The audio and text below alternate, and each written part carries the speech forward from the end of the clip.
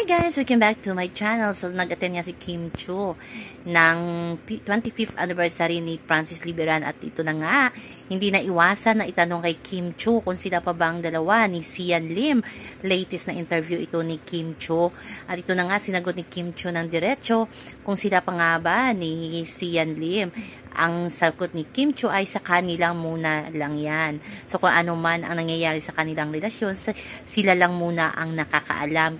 Itatago na lang muna daw nila sa kanilang sarili kung sila pa ba ni Sian o hindi. So ayan, may problema kaya ang Kim Si sa kanilang relasyon.